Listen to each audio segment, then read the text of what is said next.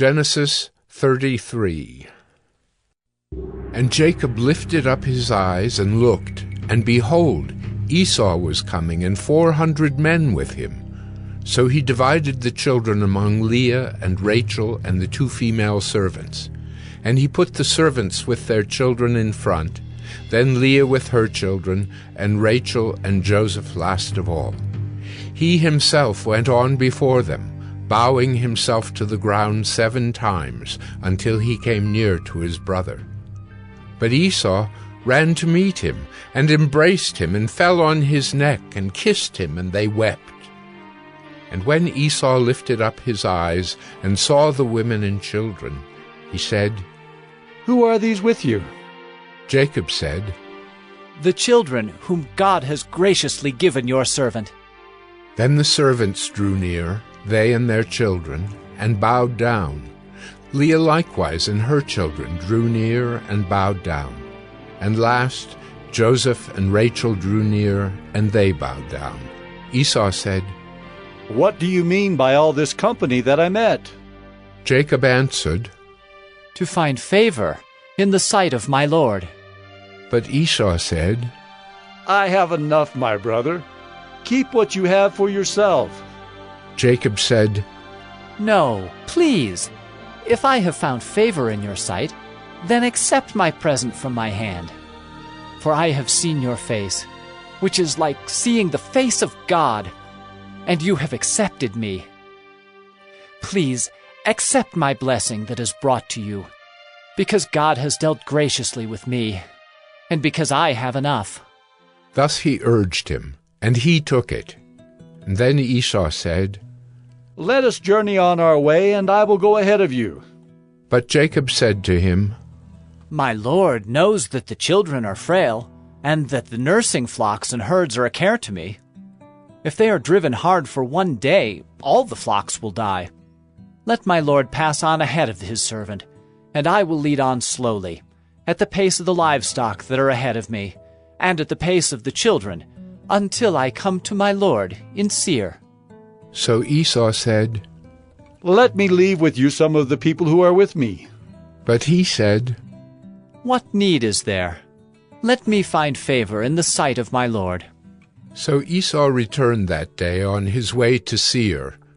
But Jacob journeyed to Succoth, and built himself a house, and made booths for his livestock.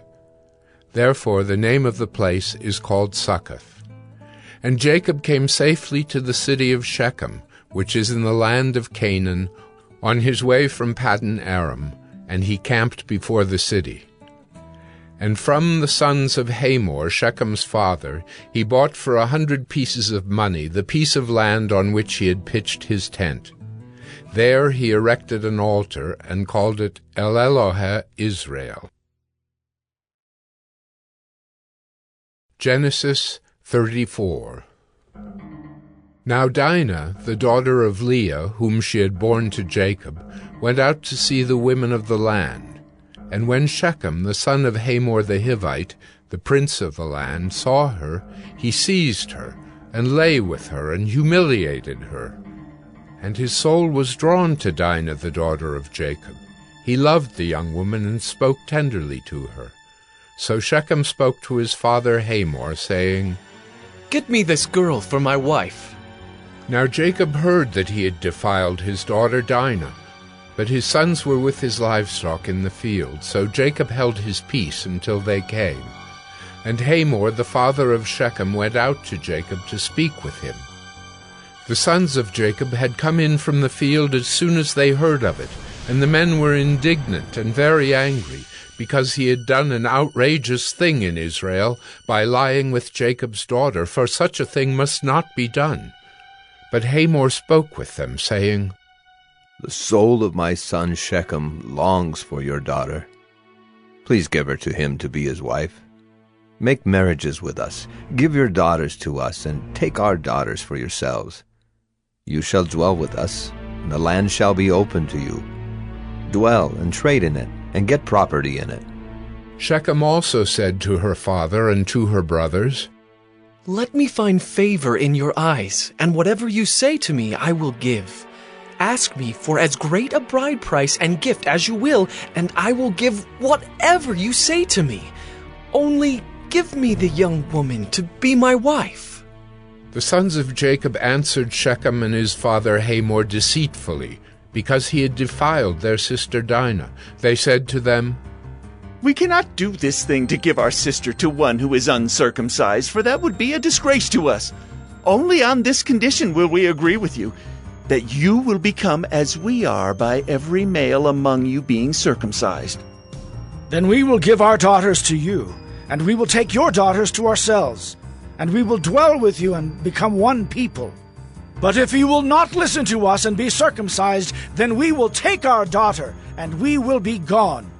Their words pleased Hamor and Hamor's son Shechem, and the young man did not delay to do the thing, because he delighted in Jacob's daughter. Now he was the most honored of all his father's house. So Hamor and his son Shechem came to the gate of their city, and spoke to the men of their city, saying, "These men are at peace with us. Let them dwell in the land and trade in it, for behold, the land is large enough for them. Let us take their daughters as wives, and let us give them our daughters." Only on this condition will the men agree to dwell with us to become one people, when every male among us is circumcised as they are circumcised. Will not their livestock, their property, and all their beasts be ours? Only let us agree with them, and they will dwell with us. And all who went out of the gate of his city listened to Hamor and his son Shechem, and every male was circumcised, all who went out of the gate of his city. On the third day, when they were sore, 2 of the sons of Jacob, Simeon and Levi, Dinah's brothers, took their swords and came against the city while it felt secure, and killed all the males. They killed Hamor and his son Shechem with the sword, and took Dinah out of Shechem's house and went away. The sons of Jacob came upon the slain and plundered the city, because they had defiled their sister. They took their flocks and their herds, their donkeys, and whatever was in the city and in the field, all their wealth, all their little ones and their wives, all that was in the houses, they captured and plundered. Then Jacob said to Simeon and Levi, "You have brought trouble on me by making me stink to the inhabitants of the land, the Canaanites and the Perizzites. My numbers are few, and if they gather themselves against me and attack me, I shall be destroyed, both I and my household." But they said, "Should he treat our sister like a prostitute?" Genesis 35. God said to Jacob, "Arise, go up to Bethel and dwell there. Make an altar there to the God who appeared to you when you fled from your brother Esau." So Jacob said to his household and to all who were with him, "Put away the foreign gods that are among you, and purify yourselves, and change your garments. Then let us arise and go up to Bethel, so that I may make there an altar to the God who answers me in the day of my distress, and has been with me wherever I have gone." So they gave to Jacob all the foreign gods that they had, and the rings that were in their ears. Jacob hid them under the terebinth tree that was near Shechem. And as they journeyed, a terror from God fell upon the cities that were around them, so that they did not pursue the sons of Jacob. And Jacob came to Luz, that is Bethel, which is in the land of Canaan, he and all the people who were with him. And there he built an altar, and called the place El Bethel, because there God had revealed himself to him when he fled from his brother. And Deborah, Rebekah's nurse, died, and she was buried under an oak below Bethel. So he called its name Alon-Bacuth. God appeared to Jacob again when he came from Paddan Aram, and blessed him. And God said to him, "Your name is Jacob. No longer shall your name be called Jacob, but Israel shall be your name." So he called his name Israel.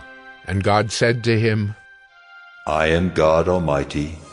Be fruitful and multiply. A nation and a company of nations shall come from you, and kings shall come from your own body. The land that I gave to Abraham and Isaac I will give to you, and I will give the land to your offspring after you." Then God went up from him in the place where he had spoken with him. And Jacob set up a pillar in the place where he had spoken with him, a pillar of stone. He poured out a drink offering on it and poured oil on it. So Jacob called the name of the place where God had spoken with him Bethel. Then they journeyed from Bethel. When they were still some distance from Ephrath, Rachel went into labor, and she had hard labor. And when her labor was at its hardest, the midwife said to her, "Do not fear, for you have another son." And as her soul was departing, for she was dying, she called his name Ben-Oni, but his father called him Benjamin. So Rachel died, and she was buried on the way to Ephrath, that is, Bethlehem. And Jacob set up a pillar over her tomb. It is the pillar of Rachel's tomb, which is there to this day.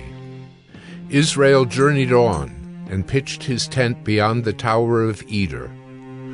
While Israel lived in that land, Reuben went and lay with Bilhah, his father's concubine. And Israel heard of it. Now the sons of Jacob were 12, the sons of Leah, Reuben, Jacob's firstborn, Simeon, Levi, Judah, Issachar, and Zebulun. The sons of Rachel, Joseph and Benjamin. The sons of Bilhah, Rachel's servant, Dan and Naphtali. The sons of Zilpah, Leah's servant, Gad and Asher. These were the sons of Jacob who were born to him in Paddan Aram.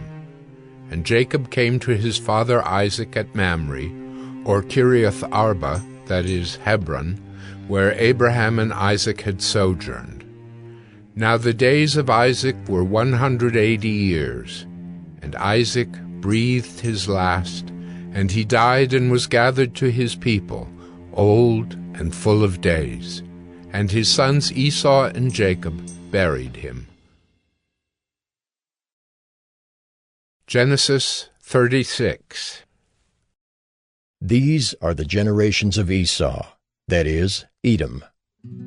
Esau took his wives from the Canaanites, Adah, the daughter of Elon the Hittite, Aholibamah, the daughter of Anah, the daughter of Zibeon the Hivite, and Basemath, Ishmael's daughter, the sister of Nebaioth.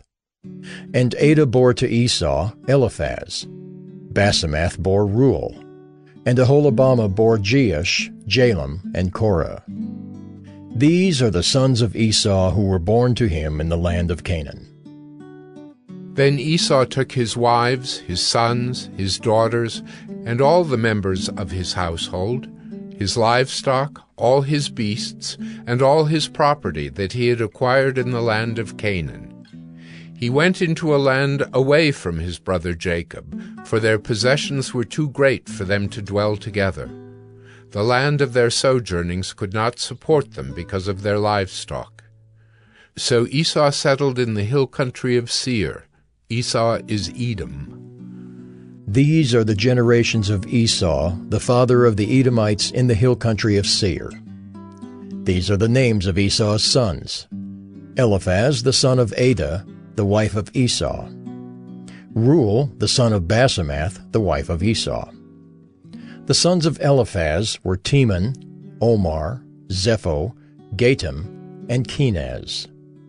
Timnah was a concubine of Eliphaz, Esau's son. She bore Amalek to Eliphaz. These are the sons of Adah, Esau's wife. These are the sons of Reuel: Nahath, Zerah, Shammah, and Mizah. These are the sons of Basemath, Esau's wife. These are the sons of Aholibamah, the daughter of Anah, the daughter of Zibeon, Esau's wife. She bore to Esau Jeush, Jalam, and Korah. These are the chiefs of the sons of Esau. The sons of Eliphaz, the firstborn of Esau, the chiefs Teman, Omar, Zepho, Kenaz, Korah, Gatam, and Amalek. These are the chiefs of Eliphaz in the land of Edom. These are the sons of Adah. These are the sons of Reuel, Esau's son, the chiefs Nahath, Zerah, Shammah, and Mizah. These are the chiefs of Reuel in the land of Edom. These are the sons of Basemath, Esau's wife. These are the sons of Aholibamah, Esau's wife, the chiefs Jeush, Jalem, and Korah. These are the chiefs born of Aholibamah, the daughter of Anah, Esau's wife. These are the sons of Esau, that is, Edom, and these are their chiefs. These are the sons of Seir the Horite, the inhabitants of the land: Lotan, Shobal, Zibeon, Anah, Dishon, Ezer, and Dishan. These are the chiefs of the Horites, the sons of Seir in the land of Edom. The sons of Lotan were Hori and Hemam. And Lotan's sister was Timnah. These are the sons of Shobal: Alvan, Manahath, Ebal, Shepho, and Onam. These are the sons of Zibeon, Aya, and Anah. He is the Anah who found the hot springs in the wilderness as he pastured the donkeys of Zibeon, his father. These are the children of Anah, Dishon and Aholibamah, the daughter of Anah. These are the sons of Dishon: Hemdan, Eshban, Ithran, and Kiran. These are the sons of Ezer: Bilhan, Zaavan, and Achan. These are the sons of Dishan: Uz and Aran. These are the chiefs of the Horites, the chiefs Lotan, Shobal, Zibeon, Anah, Dishon, Ezer, and Dishan. These are the chiefs of the Horites, chief by chief, in the land of Seir. These are the kings who reigned in the land of Edom before any king reigned over the Israelites.